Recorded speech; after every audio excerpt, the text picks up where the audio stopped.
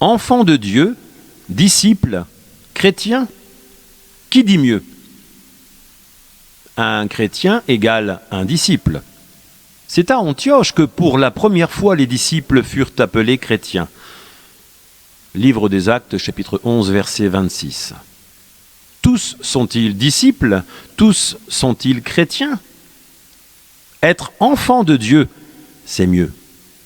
Parce qu'il existe les enfants du malin. Premier épître de Jean apôtre au chapitre 3, verset 10.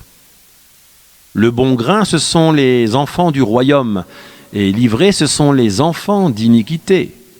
Dans l'évangile selon Matthieu, chapitre 13, verset 38, pour rappel. Évangile selon Jean, chapitre 1, verset 12 à 13.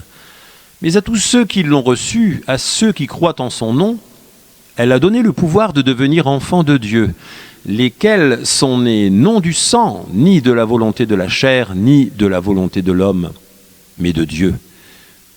Où sont les enfants de Dieu?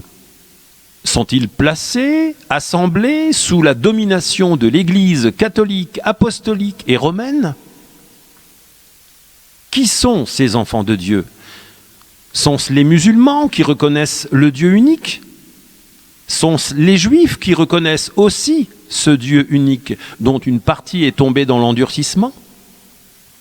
Sont-ce les chrétiens, ceux nommés comme tels, sitôt la proclamation du christianisme comme religion d'État en 392? Réponse simple. Les enfants de Dieu sont nés par la volonté de Dieu et non de l'homme.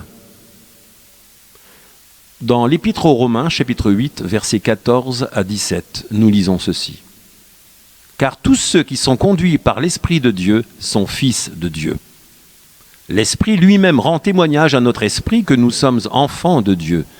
Or, si nous sommes enfants, nous sommes aussi héritiers, héritiers de Dieu et co-héritiers de Christ, si toutefois nous souffrons avec lui, afin d'être glorifiés avec lui. Premier épître de Jean apôtre au chapitre 5. Quiconque croit que Jésus est le Christ est né de Dieu. Et quiconque aime celui qui l'a engendré, aime aussi celui qui est né de lui.